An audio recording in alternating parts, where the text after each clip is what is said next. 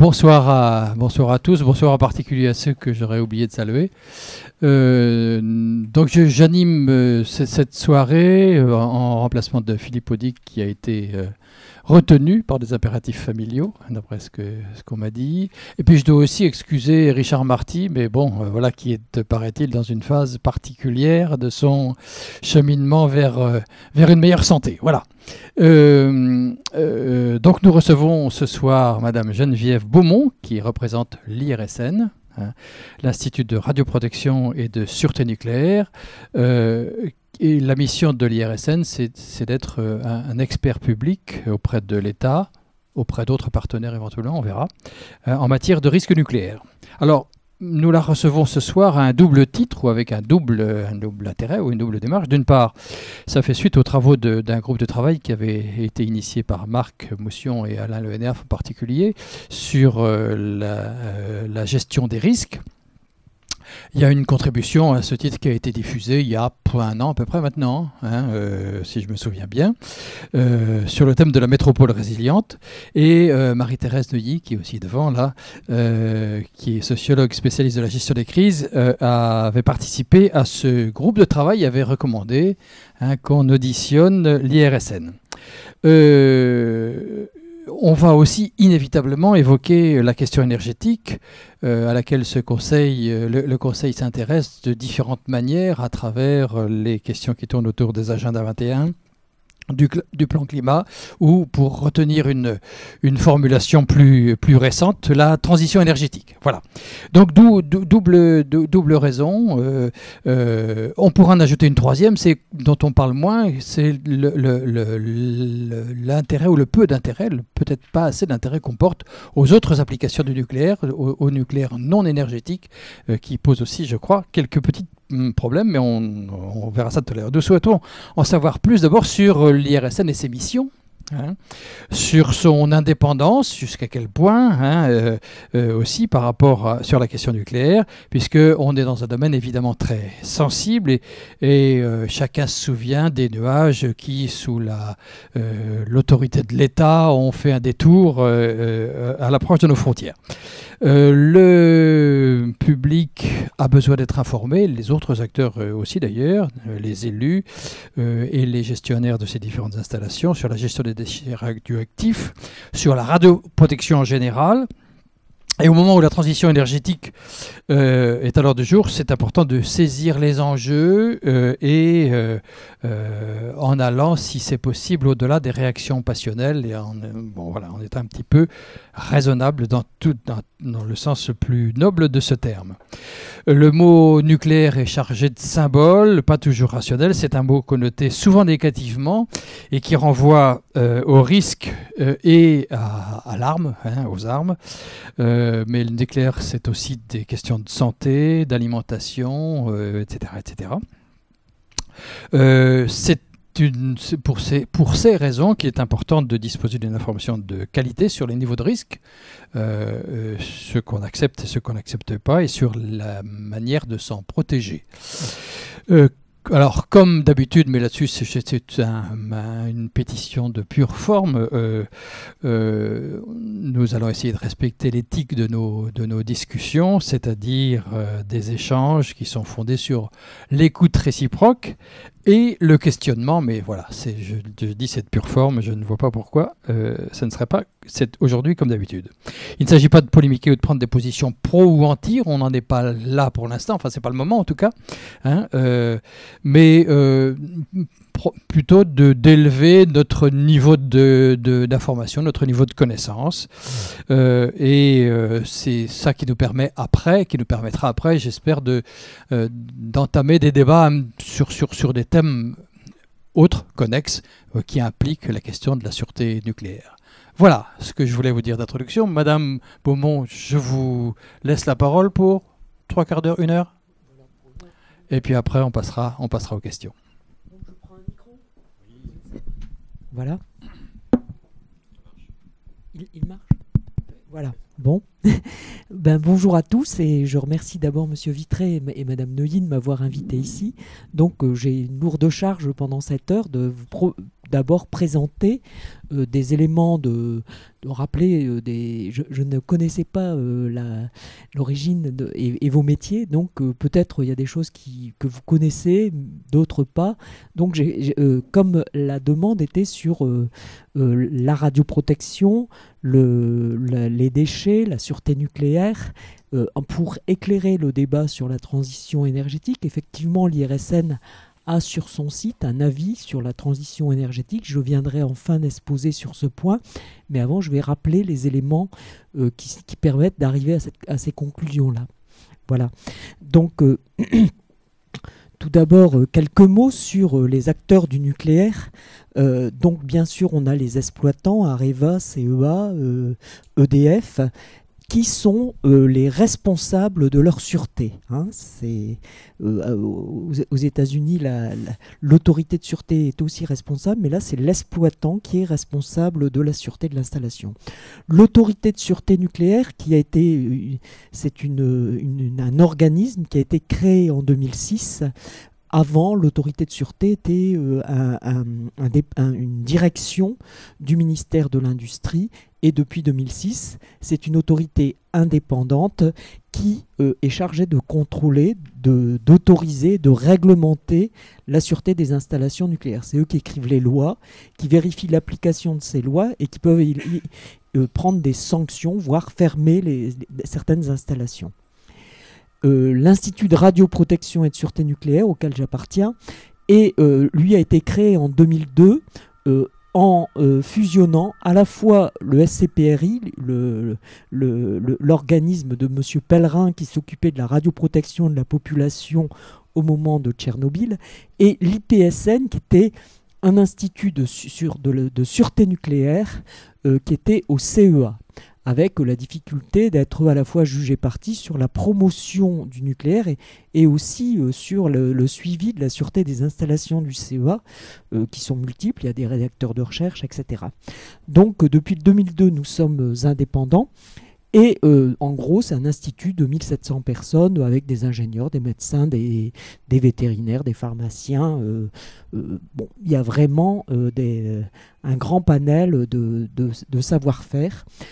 Ces deux derniers organismes, l'IRSN et l'ASN, ont une mission d'information du public, et j'ai noté aussi les commissions locales d'information qui ont été créées aussi dans le décret de 2006 créant l'ASN pour ils sont considérés un peu comme des vecteurs d'information vers le public autour des sites nucléaires. Voilà. On reviendra sur ces acteurs si vous avez des questions sur... Donc le sommaire, ce que je vais aborder rapidement, c'est la radioprotection, la sûreté des installations nucléaires. C'est quoi les risques d'une installation nucléaire? Quels sont les systèmes que l'on a mis pour prévenir ces risques? Qu'est-ce qu'est un accident? On reviendra un peu sur Fukushima. En finale, qu'est-ce qu'on a fait après Fukushima pour se garantir et augmenter encore la sûreté des installations? On dira quelques mots sur la gestion des déchets radioactifs qui sont, même si on arrête toutes les centrales, il y aura toujours à les démanteler et à les gérer les déchets. Je donnerai quelques éléments sur l'information du public et des élus pour arriver à notre avis sur la transition énergétique. Donc la radioprotection, on a le nucléaire, les découvertes du début des années 1900 a montré rapidement que les rayonnements ionisants, c'est-à-dire les particules radioactives, peuvent avoir des effets sur le corps humain, et les radiologues ont été les premiers à payer le prix, puis Marie Curie et la famille Curie qui ont payé le prix un peu de ces effets. On va revenir sur ces effets. Les radiations abîment l'ADN de nos cellules. Certes, les cellules possèdent des mécanismes efficaces qui font qu'elles peuvent réparer ces dommages à l'ADN, mais la cellule peut aussi se détruire elle-même. Il y a des ordres dans les gènes qui font que nos cellules se renouvellent, et donc une cellule peut aussi se donner l'ordre de se détruire. ou si la cellule est mal réparée, elle peut rester mutante et développer un cancer. Donc, être à l'origine d'un cancer.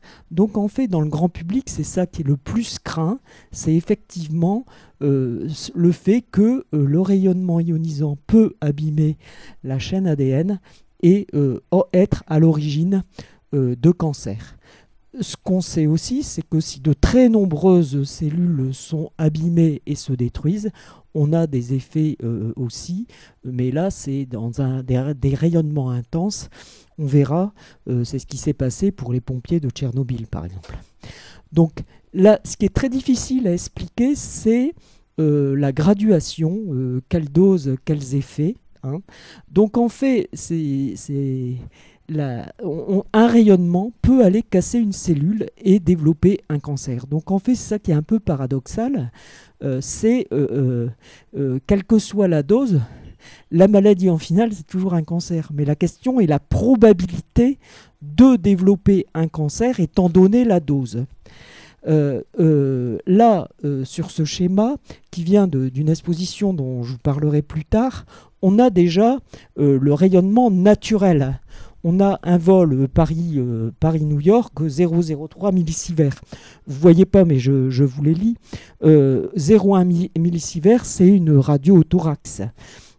1 millisievert, c'est la réglementation qu'on s'est donnée en France pour limiter les rejets autour des sites nucléaires.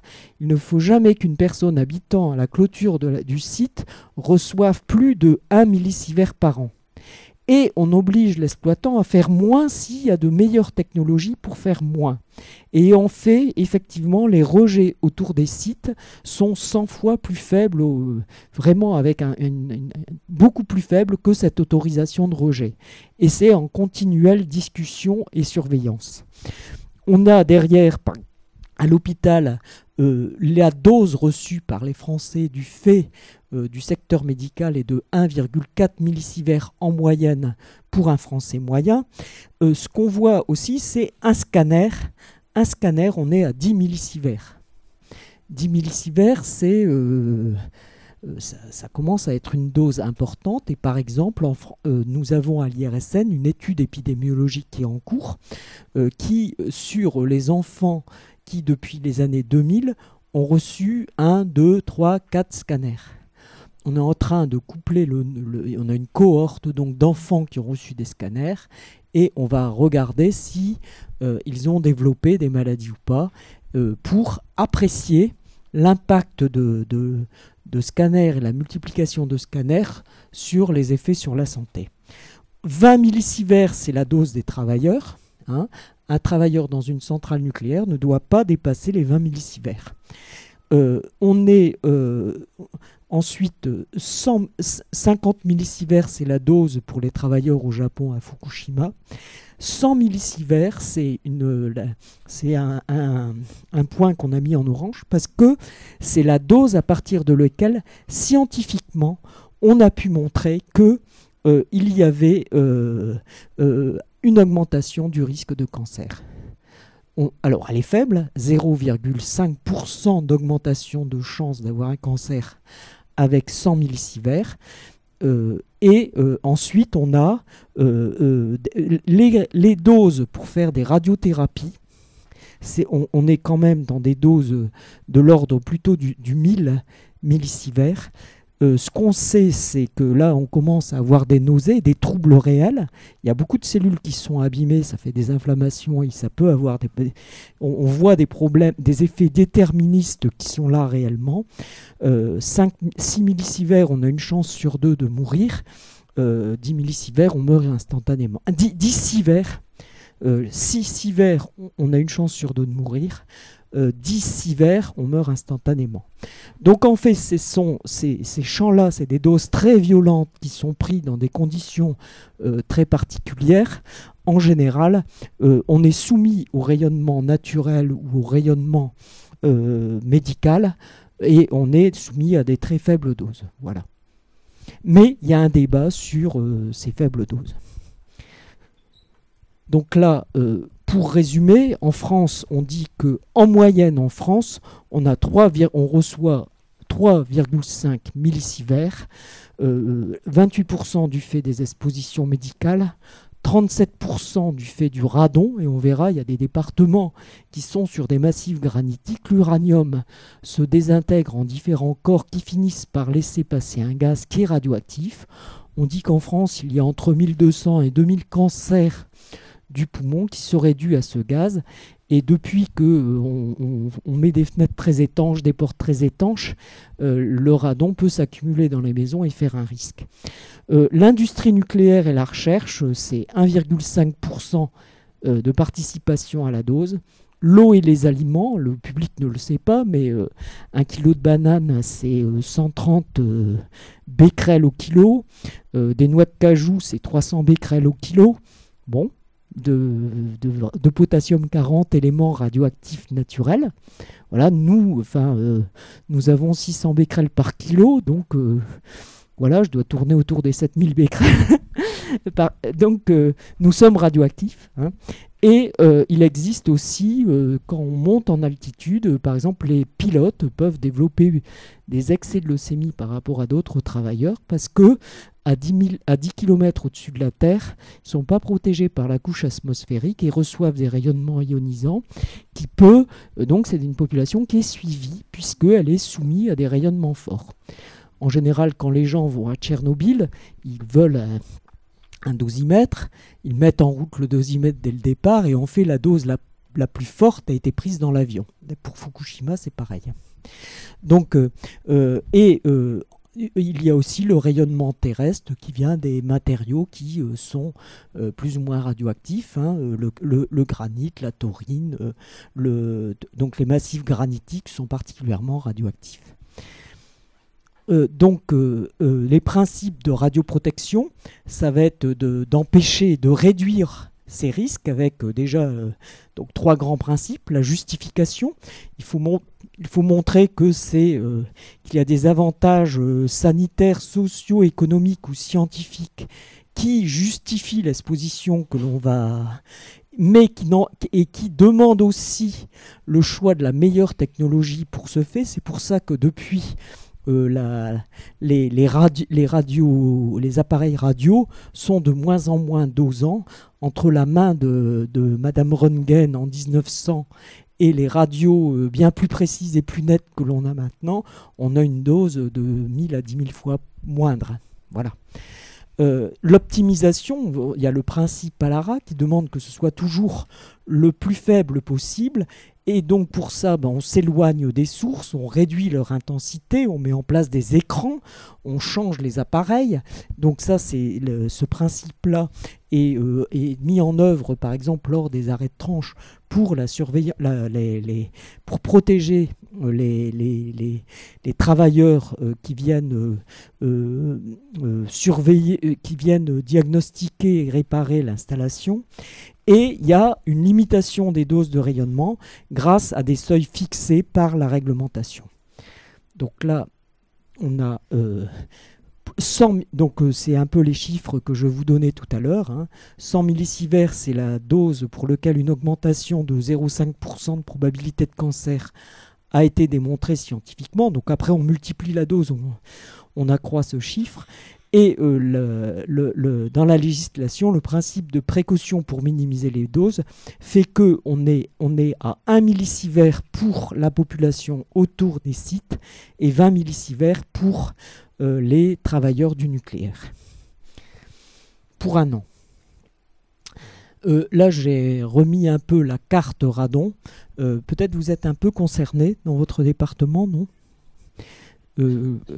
Étant donné, on voit les massifs granitiques, ce radon peut pénétrer dans les maisons. Les réglementations sont en cours de discussion. En France, les valeurs, c'est à partir de... Donc on propose aux personnes de diagnostiquer la présence de radon. C'est un petit appareil, hein, c'est de l'ordre de 10 € qui doit être mis pendant deux mois dans une même pièce, si possible en hiver, ce serait la bonne saison maintenant, pour savoir s'il y a du radon ou pas. L'appareil est dépouillé par l'organisme qui vend ce petit appareil. Et à partir de 400 becquerel par mètre cube, on dit il faudrait commencer à vérifier un peu et aérer. À partir de 1000 becquerel par mètre cube, on demande de faire des travaux, et pour les établissements recevant du public, c'est aussi cette norme-là qui s'applique. Ça risque de changer. Voilà. Donc là, je vous ai fait un bref aperçu des aspects liés à la santé, la radioprotection.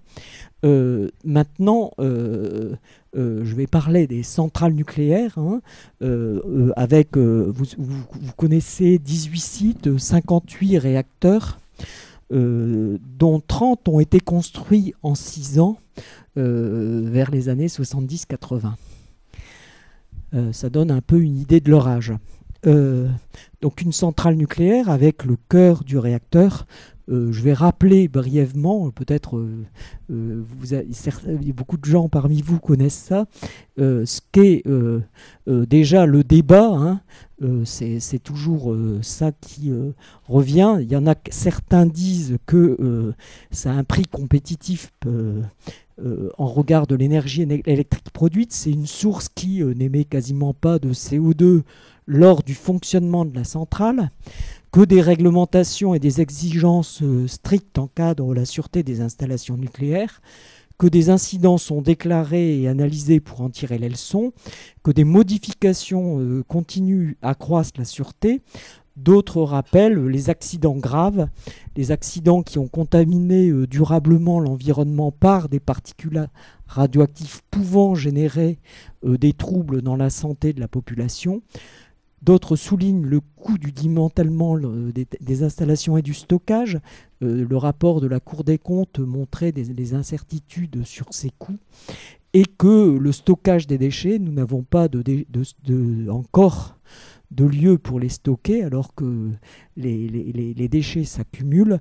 Et ça pose la question de la sûreté et du transfert des connaissances aux générations futures pour gérer ces déchets.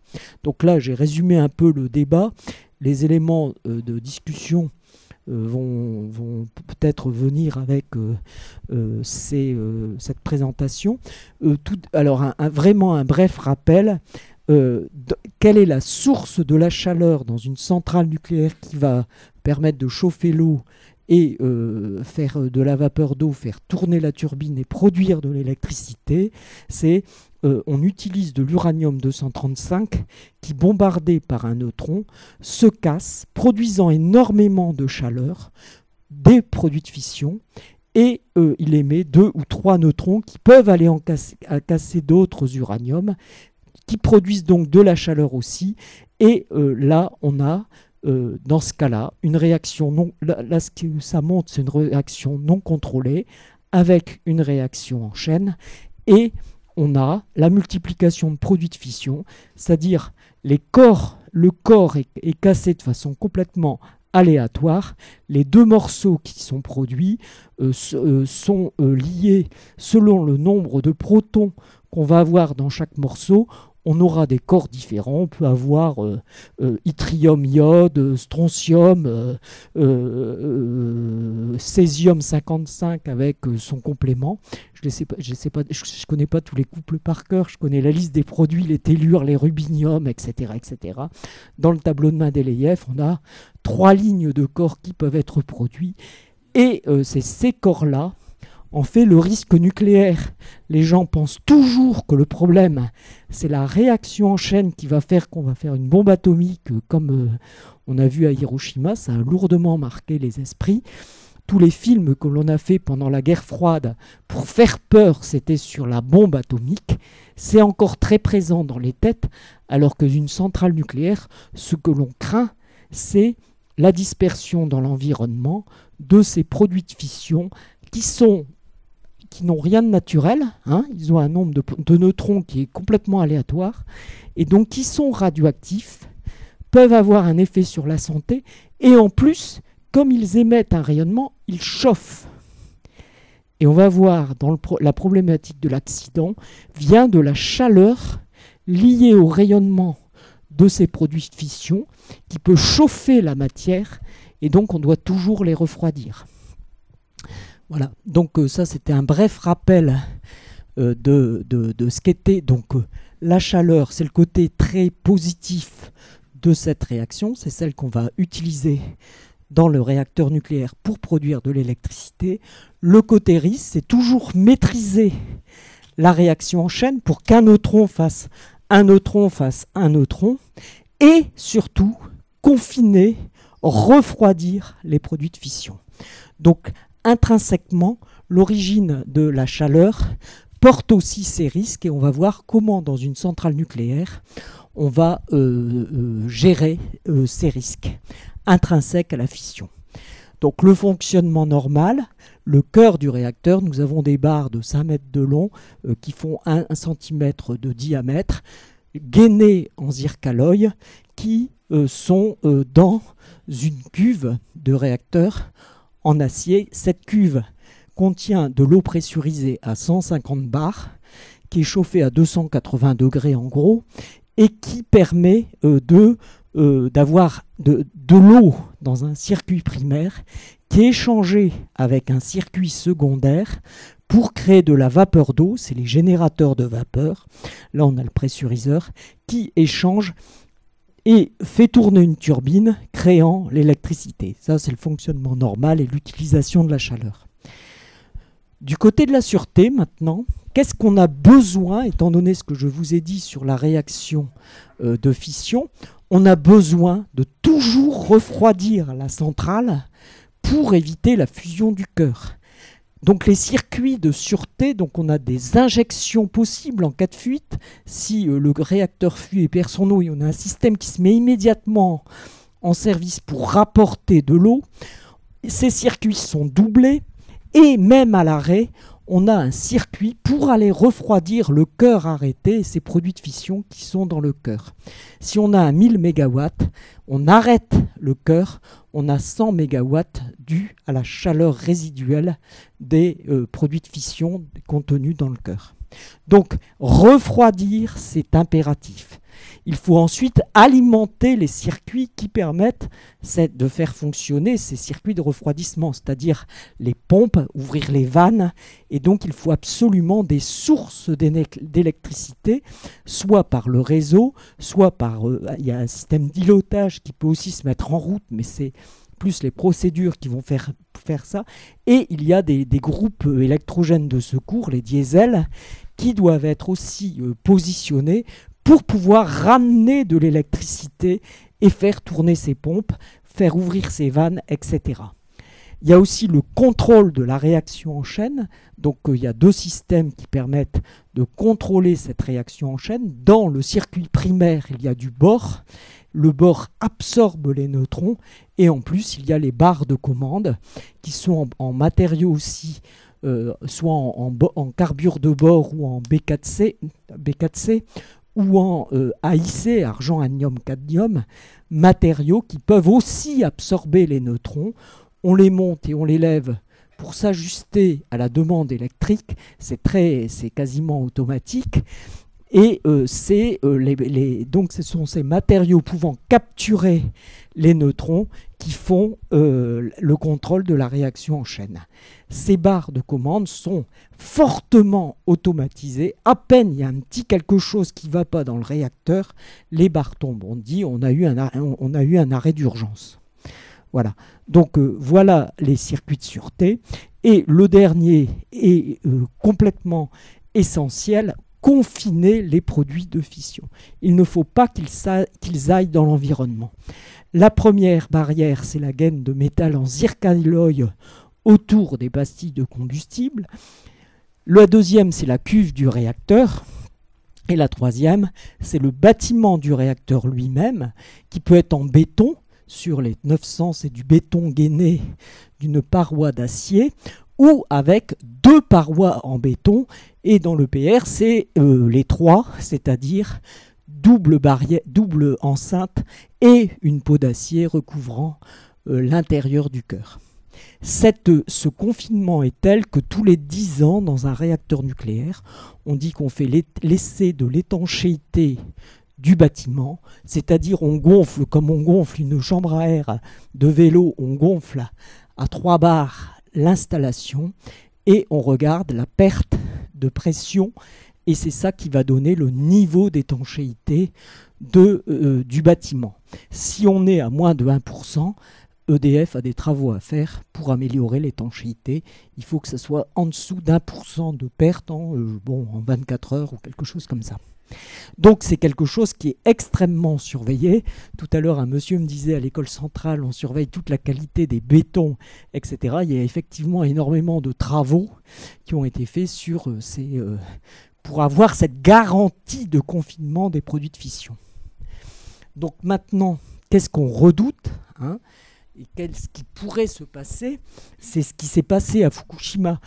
Là, je l'ai représenté sur un dessin d'installation française. Le réacteur Mark au Japon n'était pas tout à fait... C'était un réacteur à eau bouillante et non pas un réacteur pressurisé comme les nôtres, mais la dégradation c'est la même que l'on redoute. C'est-à-dire une panne, une fuite qui fait une perte d'eau. Bon, là, on est sur un niveau 2 d'échelle INES.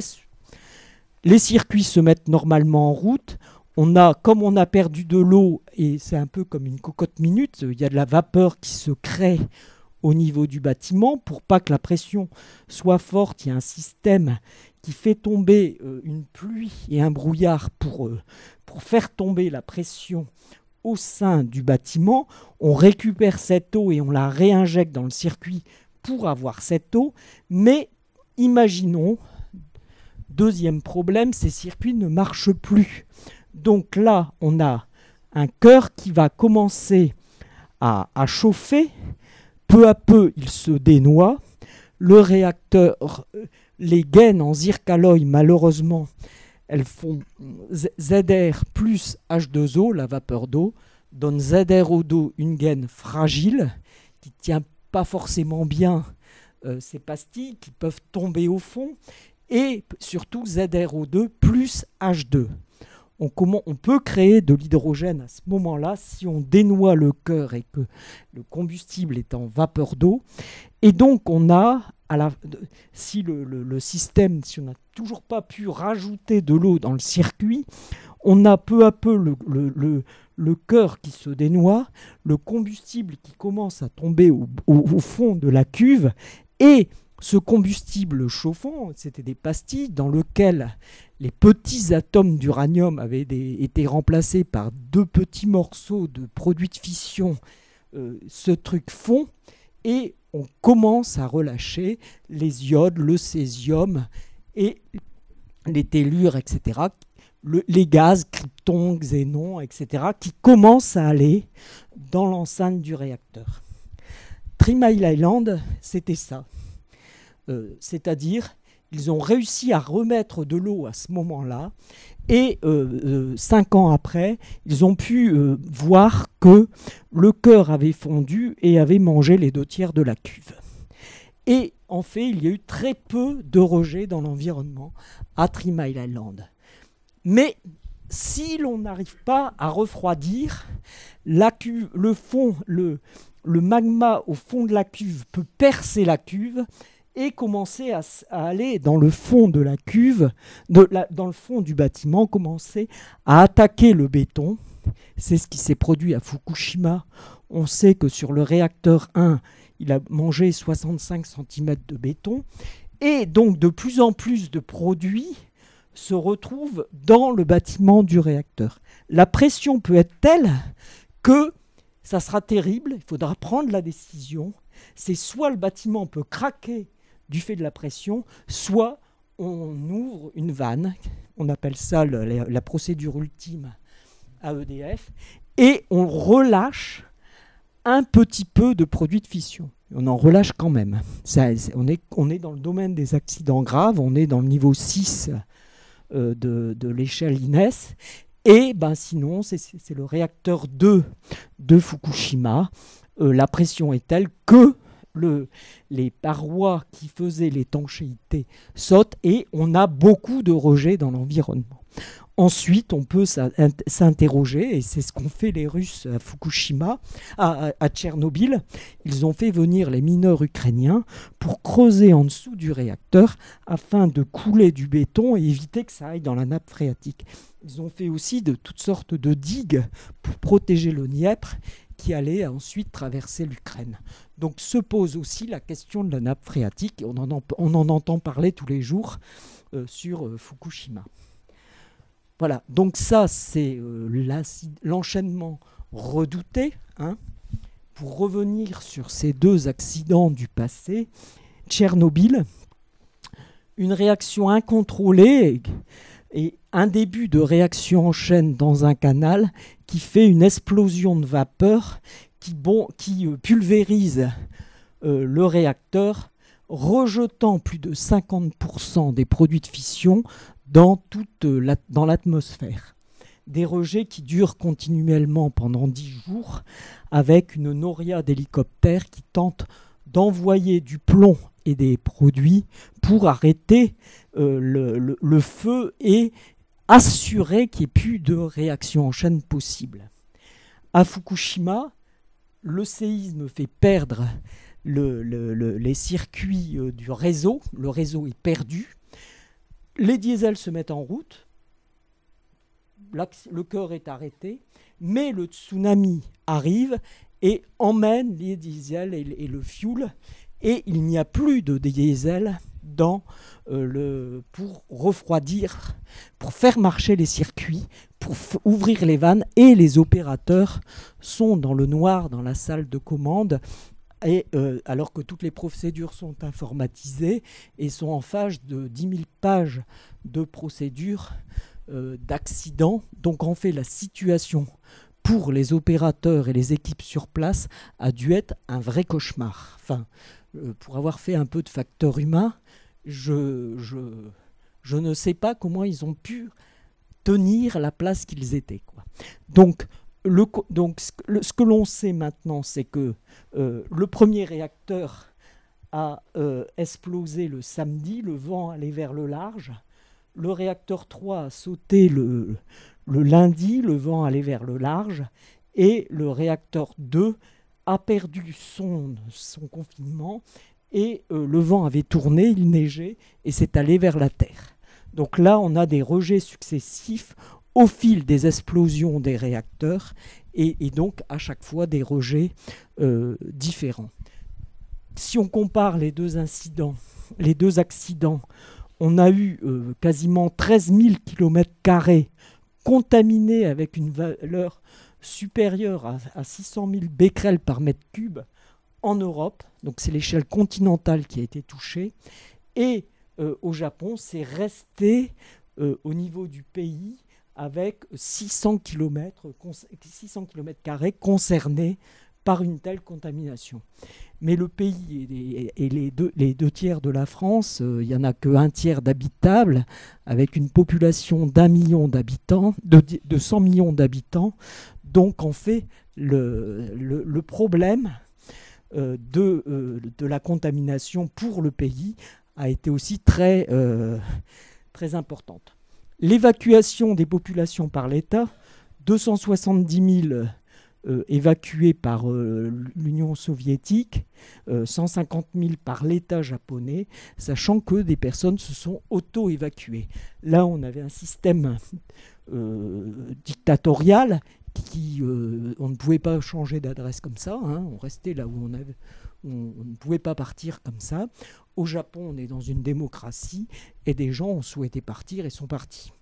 Donc là, c'est bien les chiffres de l'État.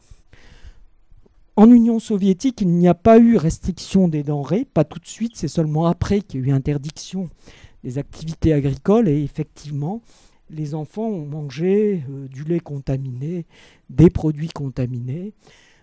Au Japon, il y a eu un contrôle de la contamination des denrées qui a commencé à partir de juillet-août 2011 et les produits mangés, ils n'ont pas tellement le lait comme produit et c'est important qu'on parlera, je ne l'ai pas rajouté là, en Biélorussie, donc juste au-dessus, le pays juste au-dessus de l'Ukraine, où 70% des rejets sont partis, 20 ans après l'accident, on avait eu 7000 enfants qui avaient développé un cancer de la thyroïde, principalement à cause de l'ingestion du lait et des produits contaminés par l'iode qui a posé problème. Donc le devenir des installations a deux grandes différences. Là, on a une solution qui est statique. Le cœur et le corium s'est étalé. Le réacteur était très grand, donc le refroidissement par l'air suffisait. Au Japon, c'est aux informations tous les jours, on stocke maintenant sur le site 350 000 tonnes d'eau contaminée, puisque la taille du réacteur est telle que le magma reste il faut continuer à refroidir ce magma. Donc 350 mètres cubes sont envoyés chaque jour sur le site pour refroidir les magmas des réacteurs explosés. Donc cette eau lessive plus ou moins le cœur fondu et se charge peu à peu de tous les produits de fission qui étaient dans le cœur, et c'est ce qui est stocké sur le site. Voilà, donc on peut revenir sur cet accident, mais l'IRSN a suivi cet accident. On a fait plus de 6000 interviews et on a eu 6000 coupures de presse suite aux questions qui nous ont été posées. Ce que je voulais dire aussi, c'est ce dessin vous paraît tout simple, mais on a pu modéliser, et on modélise à l'IRSN. Il y a sur notre site un film d'1 heure qui prend le déroulement de l'accident et qui à la fin donne les résultats de nos modélisations. Ça, c'est le résultat de 30 ans de recherche sur le réacteur Phébus à Cadarache, où on a fait je ne sais plus combien d'essais d'accidents pour essayer de comprendre ce qui se passait. Donc derrière ce petit dessin, il y a énormément de travaux de recherche qui permettent de comprendre. Et effectivement, les Japonais sont ensuite venus nous voir en disant « Mais comment vous savez tout ça ?» Bah oui, on l'avait étudié pendant des années pour en savoir les conséquences et savoir aussi que rajouter sur les sites pour améliorer la sûreté. Un recombineur d'hydrogène. C'est depuis les années fin 90, tous nos sites sont équipés de recombineurs d'hydrogène pour éviter l'explosion liée à l'oxydation du zircaloï. Nous avons le petit tuyau qui permet d'éventer, c'est aussi une disposition post-TMI et post-Tchernobyl. On se dit, mais bon, c'est pas bien de relâcher, mais si tout le bâtiment s'éventre, c'est pire que d'avoir un petit peu de rejet. Voilà. Donc tout ça, c'est des travaux qui ont été faits pour comprendre l'accident. Et suite à l'accident de Fukushima, nous avons encore lancé auprès des exploitants. Tous les exploitants ont dû revoir la copie et leur installation afin de savoir si déjà ce qui était réglementaire dans leur dossier de sûreté était toujours bien.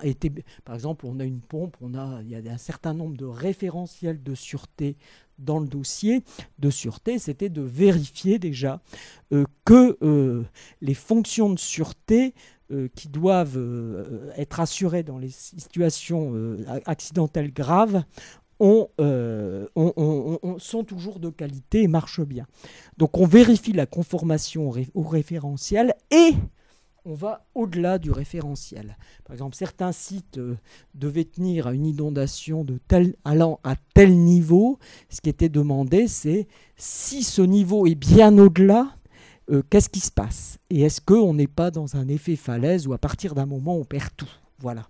Donc ça a été un peu ces examens complémentaires de sûreté. Si vous allez sur le site de l'IRSN en faisant examen complémentaire de sûreté, je vous conseille de passer par Google et faire IRSN examen complémentaire de sûreté, parce que le moteur du site n'est pas forcément très, très performant.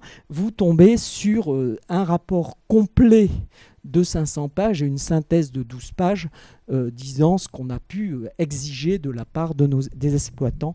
Et derrière, l'ASN a recommandé donc de faire, on appelait ça l'adjonction de nouveaux systèmes de noyaux durs.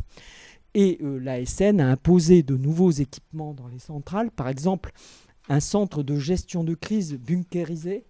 Si vous avez des rejets dans l'environnement et que vous pouvez même plus envoyer vos équipes de conduite et vos travailleurs sur le site pour gérer la crise tellement c'est contaminé, ça ne va pas. Donc, par exemple, ça c'était une expérience qu'avaient fait les Japonais d'un tremblement de terre en 2007 qui avait un peu mis à mal une centrale nucléaire aussi de TEPCO où il y avait 6 sites, ils venaient juste de redémarrer et ils n'avaient pas de gestion de crise. Donc après le séisme, ils avaient géré du parking. Et donc tous les exploitants japonais s'étaient fait une salle bunkérisée au cas d'accident. Et heureusement, parce que c'est dans cette salle-là que l'équipe de crise pour gérer les 4 réacteurs s'est installée. Sinon, ils auraient vu les doses juste après l'accident, ils n'auraient pas pu continuer à travailler ou ils seraient morts, quoi. Bon. Donc là, salle bunkérisée, des groupes électrogènes de secours supplémentaires, la réflexion sur des sources froides supplémentaires à apporter au cas où on perd la source froide, hein, c'est-à-dire les tuyaux qui ramènent l'eau froide pour refroidir tout l'ensemble de systèmes. Si on les perd, et c'est arrivé, on l'a géré à Cruas, lors de crues, les embâcles avaient commencé à boucher la source froide. À Gravelines, on a aussi les groseilles de mer, qui sont des petites méduses, qui aussi avaient fait... on aurait pu perdre la source froide, on a arrêté le réacteur avant, parce que ça pouvait... et c'est ce qu'ont eu les Suédois il n'y a pas longtemps aussi à Oskarshamn, je crois. Donc on voit la perte de la source froide, c'est un souci. Donc qu'est-ce qu'on fait si on a perdu la source froide? Ne faut-il pas prévoir quelque chose de supplémentaire avant? Et l'exploitant a dû fournir un programme planifié de ses travaux. Voilà. Donc ça c'était l'épisode. Donc on voit les centrales nucléaires, on a vu le risque lié à la fission, la façon dont ces risques intrinsèques sont gérés dans les installations avec de nombreux circuits qui permettent d'être en prévention si cette succession d'événements redoutés arrivait. Et derrière, donc, le retour d'expérience où suite à TMI, on a essayé de comprendre et on a fait des travaux de recherche qui ont conduit à des modifications sur les installations. Après Tchernobyl, pareil, d'autres faiblesses ont été mises en évidence et ont été modifiées. Et là, sur Fukushima, l'hypothèse d'avoir tous les réacteurs d'un site pris en même temps suite à une même agression n'avait jamais été envisagée. Et cette chose-là est maintenant regardez quels moyens dispose-t-on et que peut-on faire pour sauver l'ensemble de la situation. On avait eu un épisode au Blayais en 1999 lors de la tempête où nous avions perdu tous les circuits de sûreté qui avaient été inondés. Mais le primaire allait bien. On a arrêté le réacteur, le primaire allait bien. Avec les GV, on a refroidi, il n'y a pas eu de problème. Il y aurait eu le moindre problème sur ces 2 circuits centraux. On n'avait pas de moyens de sûreté. Ils étaient tous noyés. Sur 2 réacteurs au moins. Voilà. Donc, le retour d'expérience est essentiel, demande une succession de modifications et de travaux. Voilà. Voilà, donc ça, c'était sur les centrales nucléaires et la prise en compte de la sûreté. Aussi, comment on améliore au fur et à mesure la sûreté. Et là, donc, j'arrive sur les déchets radioactifs. Donc, ce que l'on va avoir comme déchets, c'est déjà tous ces produits de fission qui sont la résultante de la fission nucléaire. Des milliards d'atomes cassent et nous fournissent l'électricité, mais il y a des milliards de petits atomes radioactifs qui sont laissés sur place et qu'il faudra gérer. La fission, c'est quand un neutron tape sur un uranium, 99 chances sur 100 qu'il y a une fission. Une chance sur 100 que le neutron soit absorbé, puis l'absorption d'un autre neutron et une modification fait qu'on crée du plutonium et qu'on peut créer d'autres corps plus gros. Donc les déchets, c'est à la fois ces produits de fission, et ces corps plus gros, plus lourds, eux aussi très radioactifs, qui sont créés dans le réacteur. On sort le combustible d'un réacteur, il y a toujours 1% de plutonium qui est dans ce combustible, qu'on retraite à la Hague. Donc à la Hague, on va sortir les produits de fission, on va les vitrifier, on va prendre le plutonium, on va le mettre sur le côté pour en faire du MOX, qui est utilisé comme combustible dans certains réacteurs en France. Et donc les déchets, ça va être à la fois ces produits de fission vitrifiés, ça va être les résidus des coques, par exemple, du combustible, ça va être les structures qui ont reçu énormément de neutrons et qui sont devenues irradiantes et qui ont créé d'autres corps. Par exemple, les vannes ont été stellitées pour améliorer la qualité de la jonction avec les chapeaux de vannes. Et dans ce stellitage, il y avait du cobalt. Le cobalt est devenu du cobalt 60 et on va le retrouver parmi les déchets. Voilà, donc dans les centrales, les gens vous disent qu'il y a des gratons qui se promènent dans les tuyaux. C'est effectivement des petits composants arrachés qui ont pu s'activer. Et donc les structures vont être aussi des déchets. Elles peuvent être irradiantes. Et donc les déchets les plus forts, on va avoir donc là, c'est quoi les déchets radioactifs? Ils viennent de l'électricité, de la production d'électricité nucléaire, d'EDF, mais aussi de l'industrie du combustible, de la recherche ou même de la médecine. On utilise donc là, la classification est la suivante. C'est selon la durée de vie des déchets. Par exemple, un des produits de fission redoutés est le césium. Si on a là 1 kg de césium 137, les atomes se désintègrent et c'est seulement dans 30 ans que j'aurai plus que 500 grammes de césium 137. Le plutonium, si j'ai là 1 kg de plutonium, c'est au bout de 24 000 ans que j'en aurai plus que la moitié. L'iode radioactif, qu'on craint énormément par rapport aux dégâts sur la thyroïde, 1 kg d'iode 131, au bout de 8 jours, j'en ai déjà perdu la moitié. Donc on classe ces produits radioactifs selon leur durée de vie, leur période, et selon leur activité. Est-ce que étant donné la matière qui est là, est-ce qu'elle émet un grand nombre de rayonnements et quelle charge en becquerel a cette matière? Donc il y a les très faibles activités. Donc ceux-là, ils peuvent avoir une vie longue, mais en général, ils ont une très faible activité, donc ils ont un sort particulier. Il y a les moyennes activités, ceux que l'on craint et ceux qui n'ont pas de solution, c'est les hautes activités à vie longue qui sont ces produits de fission, ces plutonium, américium, etc., résultant du cycle nucléaire. Voilà. Alors, où est-ce qu'ils sont? Pour l'instant, ils sont entreposés. Donc, il y a deux notions. L'entreposage, c'est... L'entreposage a un caractère temporaire. Les déchets sont placés dans une installation avec une durée déterminée.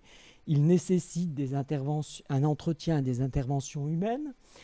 Et en gros, on les entrepose en attente soit de leur décroissance et qu'ils ne soient plus actifs, ou que leur température aussi décroisse et qu'on puisse les stocker, par exemple, à l'air libre. Par exemple, à La Hague, il y a des piscines, il y a eu de nombreuses piscines contenant le combustible venant des sites qui sont stockés là en attendant de les refroidir pour après les traiter, les séparer. Et donc, dans ces piscines, il y a du combustible qui est là depuis 5 ans, 6 ans, on attend toujours qu'il ait refroidi. Donc là, ce sont des lieux de stockage, et vous avez entendu parler du débat déchets, ou plutôt de l'absence de tenue du débat déchets, qui est de trouver un stockage qui serait là définitif, indéfiniment et sans intervention humaine.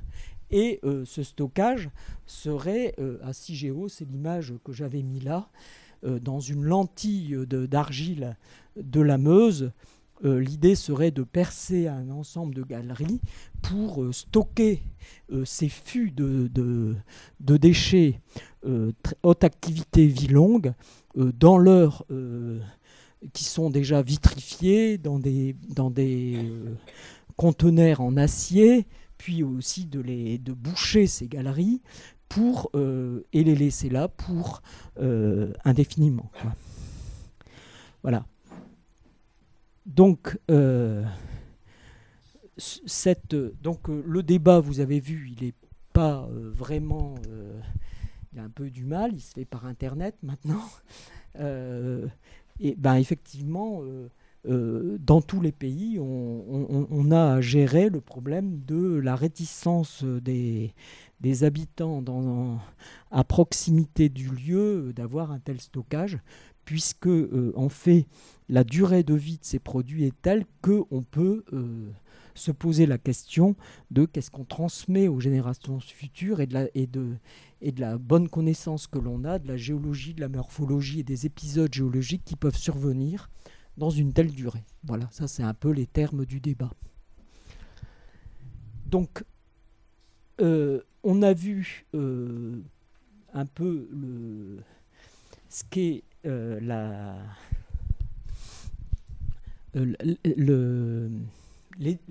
fond du problème. Là, on va parler sur un sujet qui est plus sociologique, c'est l'information du public et des élus.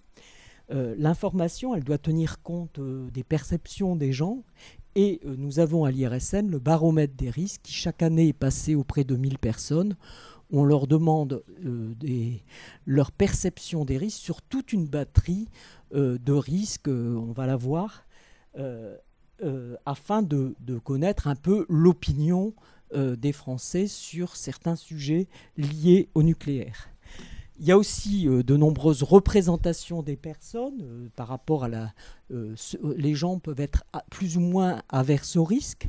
J'avais donné des cours dans la classe. Je demande toujours aux gens, pour eux, le risque nucléaire, c'est entre 0 et 10, comment ils le notent. Et il y a une très grande variété des notes par rapport à ce risque. Et ensuite, ce que je pense, c'est que le public... il faut aussi faire le pari de son intelligence, de ses capacités à comprendre et à devenir acteur. On va voir qu'au Japon, c'est ce qui s'est produit en finale. Et donc, derrière, c'est qu'est-ce qu'on fait ? On fait de l'information, on fait de la pédagogie. Est-ce qu'on va jusqu'à l'empowerment des personnes ? Et là, vous avez... les nouvelles technologies ont aussi changé la donne, hein. Les gens sont informés d'un incident avant même l'autorité de sûreté nucléaire et l'IRSN, quoi. C'est déjà connu grâce aux nouveaux outils de la communication. Là, c'était la fête de la science à Caen. Nous avons une nouvelle exposition et on a demandé au public, elle est en développement, elle n'est pas complètement finalisée, et on a demandé au public de venir donner leur avis sur cette exposition, de remplir un questionnaire. Est-ce que vous comprenez ? Qu'est-ce que vous ne comprenez pas ? Qu'est-ce que vous voulez savoir en plus ? Et il y a des gens qui faisaient la queue pour avoir ce questionnaire. Il y en avait qui avaient fait 60 km parce qu'ils avaient vu qu'on pouvait donner son avis. Donc ça a été un très grand succès. Et cette exposition, elle va être disponible pour tourner. On l'a voulu modulaire. Il y a des images que j'ai prises pour cette exposé qui viennent de cette exposition. C'est le niveau aussi de langage qui est utilisé. Et ce qu'il faut vraiment tenir compte, c'est ce qui s'est passé au Japon. Tous les Japonais ont acheté des radiamètres sur Internet, des Chinois, des Russes, des Français. La CRIRAD a vendu tous ses radiamètres au Japon. Et 70 chercheurs en physique ont développé un petit appareil qui, à partir d'un MOS, c'est une pastille d'un composant qui est sensible au rayonnement ionisant et qu'on peut coupler sur un smartphone. Donc on peut mesurer localement la mesure en microsievert d'un lieu, et ils ont fait un truc Facebook où ils partageaient leurs données, puisque le gouvernement ne voulait rien dire. Donc il y a 20 000 Japonais qui ont acheté cet appareil pour faire cette carte, Et donc le gouvernement et les organismes ont commencé à dire vous ne savez pas mesurer, c'est n'importe quoi ce que vous faites, jusqu'au moment où ils ont mis en évidence qu'il y avait un lotissement qui était fortement contaminé. Et effectivement, ce lotissement venait d'être fini avec de la terre venant de Fukushima. Et là, ils ont gagné leur crédibilité. Donc en fait, c'est une nouvelle donne, à mon avis. C'est la possibilité des acteurs, et ça continue, donc ce système leur permet de vérifier leur lieu de vie, de vérifier les chemins qu'ils prennent, et donc participe à leur protection aussi, puisqu'ils peuvent eux-mêmes ajuster leurs habitudes de vie à ce qu'ils mesurent. Donc là, si on revient sur non pas le Japon, mais ce qui se passe en France, je parlais de ce baromètre des risques de l'IRSN avec notre batterie de risques. Là, vous avez donc en fait ce qu'on leur demande, c'est est-ce que ce risque est important pour vous? Et donc les risques liés à la radiographie, non, pas du tout. La canicule, c'est pas vraiment un risque. Les nanoparticules non plus. Et par exemple là, on a le bruit. Les accidents domestiques, donc on a des risques perçus de façon de plus en plus importante. Et là, on a par exemple le tabagisme des jeunes, la drogue. Effectivement, c'est un risque fort et important pour les Français. La question, c'est est-ce que ce risque est important pour les Français? On a là, radiographie médicale, accident de radiothérapie. Bon, pour les Français, ce n'est pas un risque important.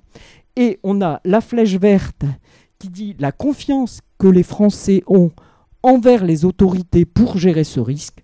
Donc ce risque leur semble bien géré par les autorités. Et on leur demande est-ce qu'on vous dit la vérité sur ces risques? Et là, les points noirs donnent le niveau de vérité pour chaque item. Donc ça, c'était... effectivement, il y a quelqu'un qui m'a dit mais c'est quasiment une ligne liée aux effets sur la santé. Et la radiographie, c'est vachement bien puisque ça permet de détecter des maladies. Donc effectivement, c'est le risque qui est le moins craint par les Français. On a là les retombées en France de l'accident de Tchernobyl. Donc c'est un risque moyen, mais alors le niveau de confiance et de vérité est quasiment nul. C'est-à-dire 95% des gens disent non, on n'a pas confiance aux autorités là-dessus et ils ne nous ont pas dit la vérité. Les centrales nucléaires, c'est intéressant, c'est un risque important quand même. Dans les années avant Fukushima, on était là et on n'arrêtait pas de baisser. Et là, on est passé au-dessus de la moyenne. Donc c'est un risque important où on a quand même confiance aux autorités. On est dans le niveau de la moyenne, là. Mais alors, on a confiance dans les autorités pour gérer ce risque. Mais alors, on ne nous dit pas trop la vérité, quoi. Et là, on a les déchets radioactifs. Donc c'est encore plus important. Mais tout ce qui est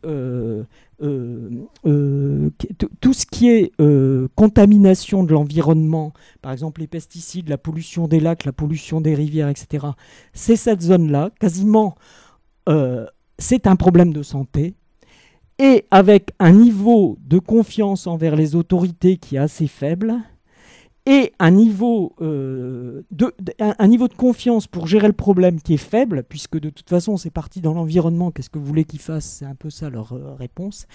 Et un niveau de vérité qui est plus ou moins, qui est aussi en dessous de la moyenne, et donc qui montre que pour tout ce qui est pollution, risques sanitaires, etc., environnementaux, en gros, les gens pensent qu'on ne leur dit pas vraiment la vérité et qu'on ne sait pas bien gérer.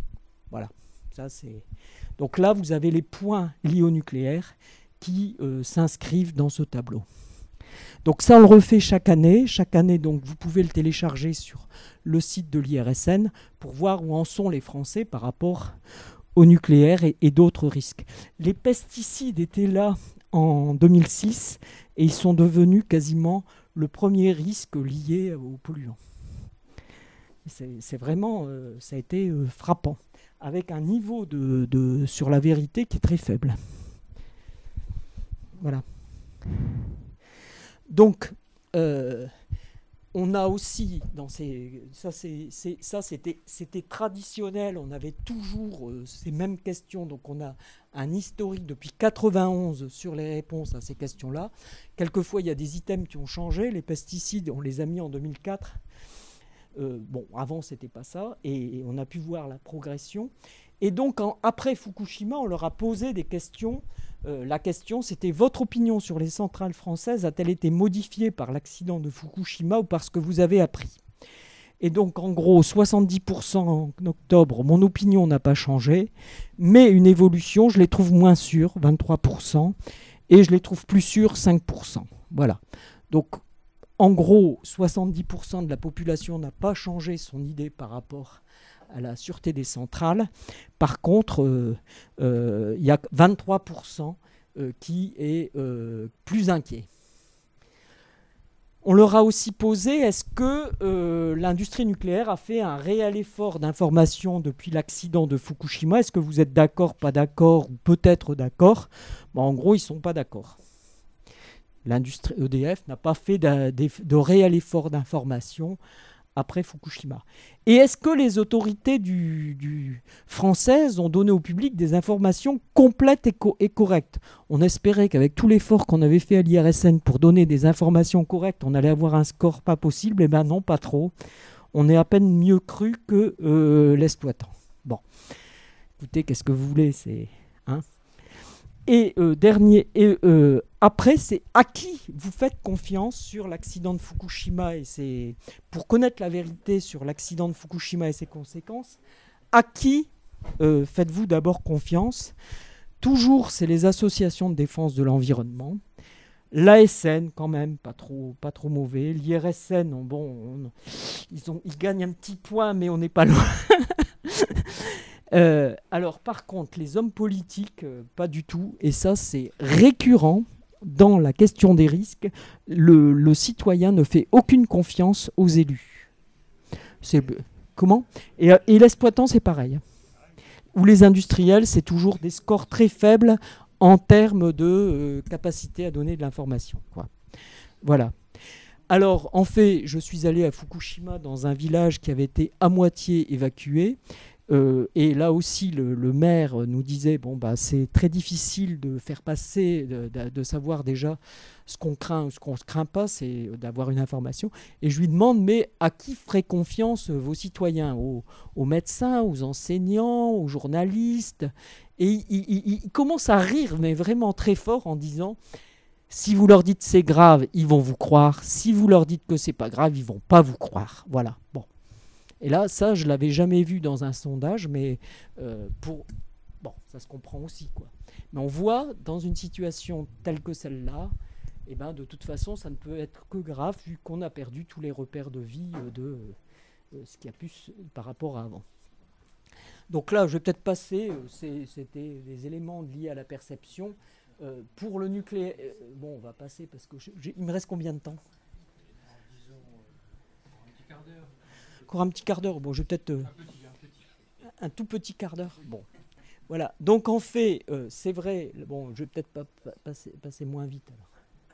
Donc en fait, la perception, l'information du public, la sociologie, ce que fait Madame Neuilly sur la résilience, etc.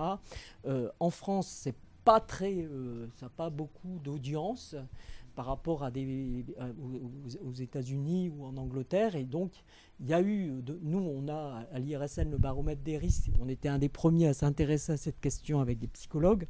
Mais aux États-Unis, il y a eu toute une école de sociologie sur cette question de la perception des risques qui ont pu montrer que, d'abord, la nature du risque influençait l'importance qu'on donnait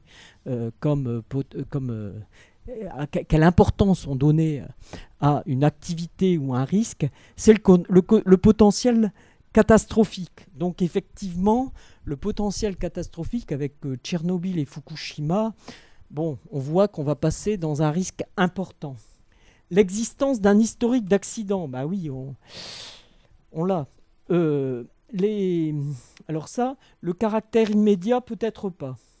Est-ce que le risque est quasiment réversible ou irréversible. Quand vous contaminez durablement pendant plus de 30 ans un territoire, c'est largement considéré comme une conséquence irréversible.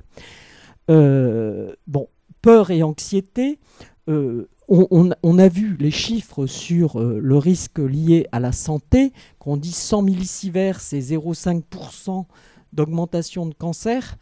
Il y en a qui vont vous dire c'est vraiment pas beaucoup, et encore il y a plein d'incertitudes sur ce chiffre.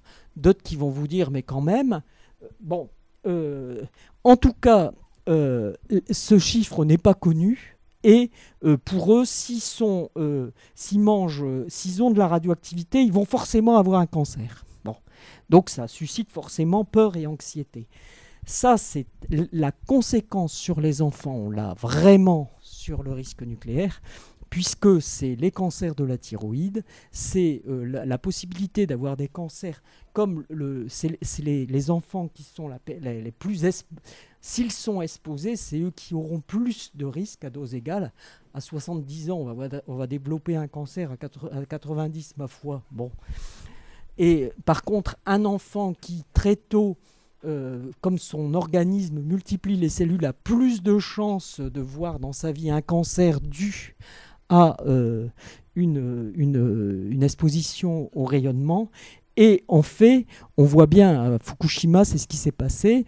Les hommes sont restés à Fukushima pour travailler, les femmes sont parties avec les enfants dans d'autres régions, créant des désordres dans la famille, des dépressions, des divorces, etc. Voilà.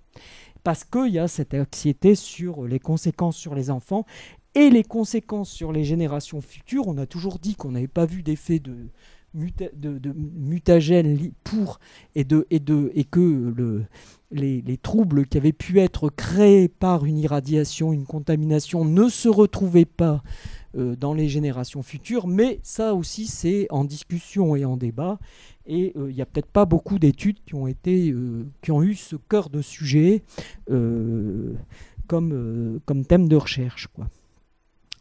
Autre chose, c'est l'individu face au risque, la familiarité. Bon, là, je vous ai expliqué le risque, le nucléaire, etc.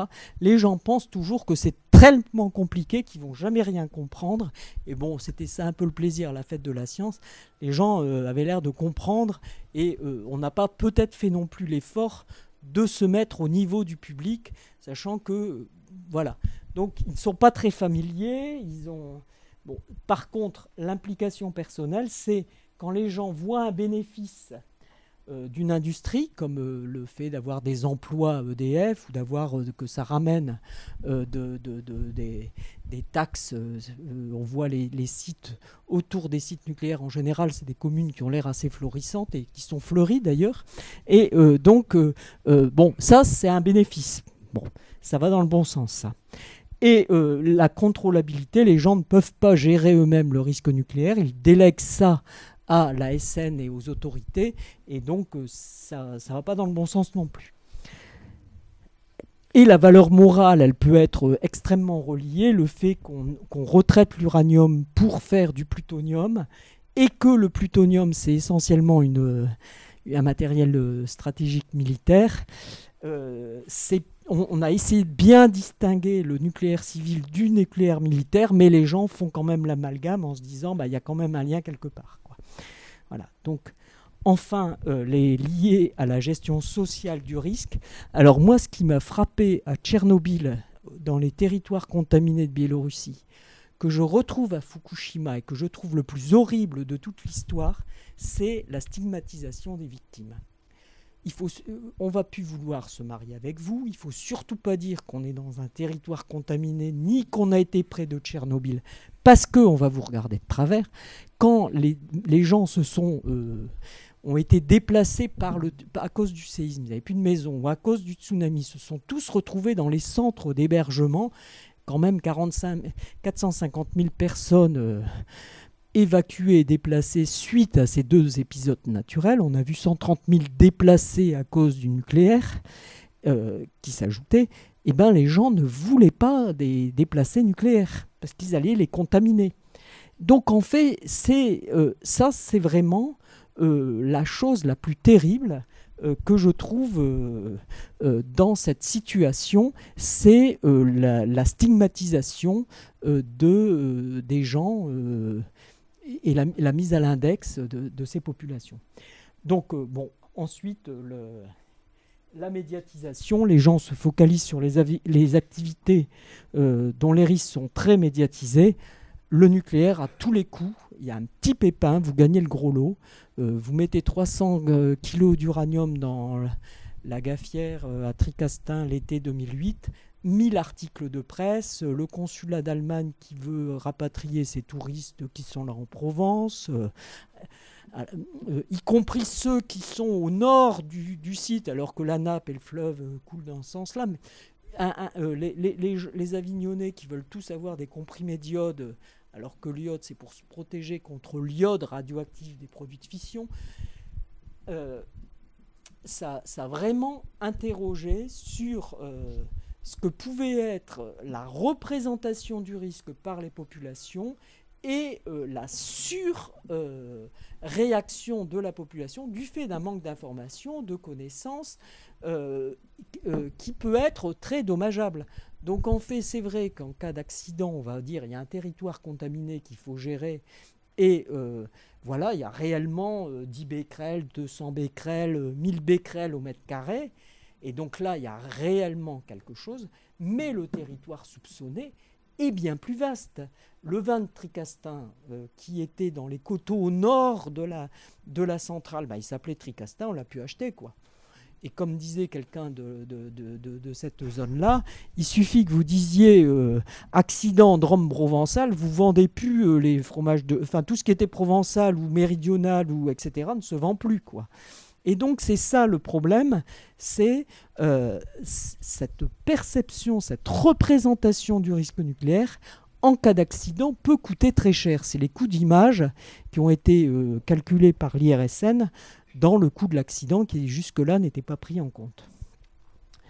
Donc en fait, l'IRSN a la position d'apporter de l'information et de la pédagogie dans le domaine des risques nucléaires. C'est mon boulot, c'est l'exposition dont je vous ai parlé, c'est ce qu'on fait aussi on fait des films, on va dans les écoles, dans les lycées pour faire pour expliquer ce qu'est le risque et les méthodes de prévention et essayer de mettre une juste mesure par rapport à l'appréciation de ce risque. Donc on s'adapte au public selon les territoires.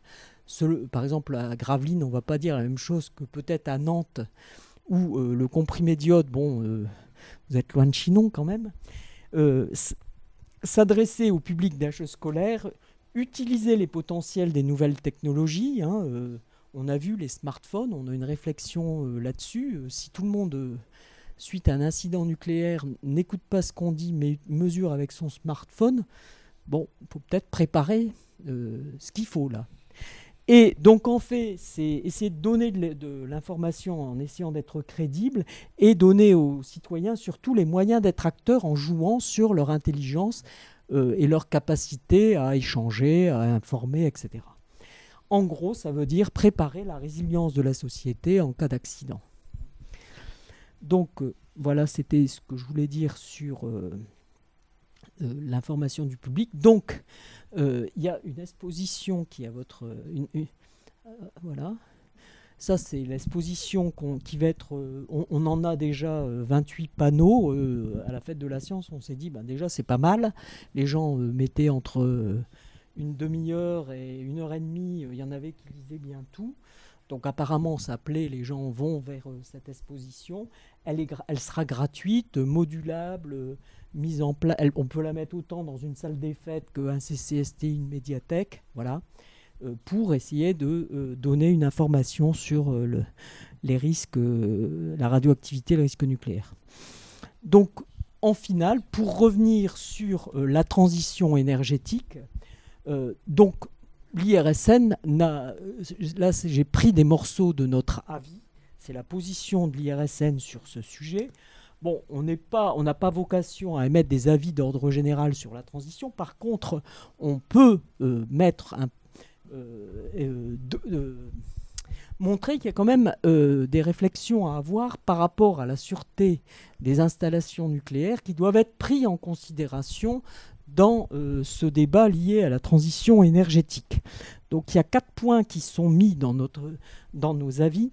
La première, c'est on insiste sur le fait que le nucléaire, du fait d'indécision politique pendant longtemps, a fait que ce n'était pas une filière qui était attractive. Donc là, à EDF, il y a une grande masse de gens qui partent à la retraite et qui avaient vu et avaient assisté à la construction des sites, aux tests, et ces gens partent. Et l'autre souci, c'est quelle attractivité on laisse au nucléaire pour pouvoir, dans un mix énergétique, s'il y a du nucléaire, avoir des gens compétents, motivés, informés et engagés dans la sûreté nucléaire sur les installations qui vont continuer à marcher, puisque je ne pense pas qu'on va sortir tout de suite et que toutes les installations vont fermer, que les installations qui fonctionnent bénéficient toujours des meilleurs cerveaux pour assurer la sûreté et la comprendre. La deuxième chose, c'est, comme je vous le disais, il y a 30 réacteurs sur 58 qui ont été mis en service sur une période de 6 ans.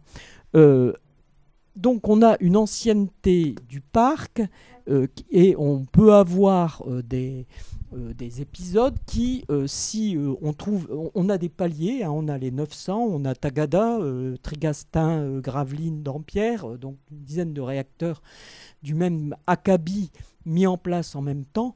On trouve un problème de sûreté majeur ou de vieillissement majeur sur les composants de Tagada, ça fait 10 réacteurs qui doivent fermer. Donc nous, le mix énergétique nous semble intéressant pour avoir toujours des moyens de faire face à peut-être le fait que par vieillissement, par obsolescence, on soit obligé de fermer des centrales, ou sinon, si on n'a pas on va laisser en place des sites, alors parce qu'il nous faut leur électricité, alors que peut-être la sûreté voudrait qu'on les ferme. Voilà. Donc nous, la position qu'on a, c'est un mix énergétique peut permettre d'avoir des marges de manœuvre par rapport à la production d'électricité nucléaire qui nous permettent d'assurer que si ça va mal, on peut fermer et pas laisser des installations peu surfonctionner. Voilà. C'est pas dit en langage simple, hein, mais donc je vous résume. Voilà. Enfin... la question aussi, c'est la question, on fait tout pour qu'il n'y a pas d'accident. On a des conditions de sûreté très fortes, des législations imposant des tas de systèmes, mais personne ne dit qu'on n'aura pas d'accident. Donc ce qu'on souhaite, c'est qu'il y ait un investissement vers la sûreté des sites pour accroître leur niveau de sûreté. Et par exemple, c'est un peu une question de mise en débat. Il y a des gens qui disent, étant donné qu'un accident peut arriver, pourquoi pas ne avoir une provision permettant les compensations en cas d'accident. Bon, vu le coût de l'accident, c'est des sommes énormes qu'il faudrait mettre de côté en cas d'accident. Et le choix serait plutôt d'avoir un dispositif comme ça. Il faut vraiment mettre l'argent sur la sûreté nucléaire. Et là, la suite des ECS, ça a pu être chiffré jusqu'à 10 milliards d'euros. L'argent qu'il faudrait mettre pour renforcer l'état de sûreté des réacteurs pour faire qu'on n'ait pas l'enchaînement redouté ou que l'enchaînement puisse être arrêté facilement. Donc c'est des investissements par rapport à la perte des réseaux électriques, par rapport à la perte de la source froide et par rapport à la possibilité de gérer de façon conjuguée un ensemble de réacteurs sur un site. Voilà. Et ensuite, c'est de continuer à avoir un vivier de personnes qui puissent faire des recherches et des travaux de manière à maintenir une compétence et une vigilance sur la sûreté des réacteurs. Voilà. Alors, de notre baromètre, c'était, je vais finir là-dessus, que dit le public sur la transition énergétique? Donc on a eu 4 questions dans notre baromètre. Il y a un débat public qui doit être organisé de novembre 2012 à mai 2013 sur la transition énergétique. Est-ce que vous êtes au courant? Avez-vous entendu parler de ce débat? 12% disent oui, 87% disent non. Bon, en gros, ça n'a pas été... Alors, les recommandations qui seront issues du débat devront prendre en compte les préoccupations majeures en matière d'énergie. Selon vous, quels sont les éléments qui doivent être pris en compte en priorité dans les conclusions à tirer du débat? Alors, pour 47%, c'est les risques d'accidents graves associés à la production d'énergie. Pour 42%, c'est l'impact climatique et environnemental de la production de l'énergie. 23%, le coût de revient de l'énergie. 22%, la garantie d'approvisionnement et d'indépendance nationale en matière d'énergie. Pour 21%, la maîtrise de la consommation d'énergie. Pour 13%, le nombre d'emplois générés par les modes de production d'énergie. Et bon, après, c'est ne sait pas ou aucune des préoccupations. Voilà. Donc voilà un peu l'avis des Français. Comme on avait ça dans le baromètre, ça vient en conclusion de mon exposé. Deux questions. Si vous-même, vous aviez une séance publique de ce débat qui se tenait près de chez vous, envisageriez-vous d'y participer? 52% disent oui, 45% disent non. Bah, ils ne sont pas trop là. Hein.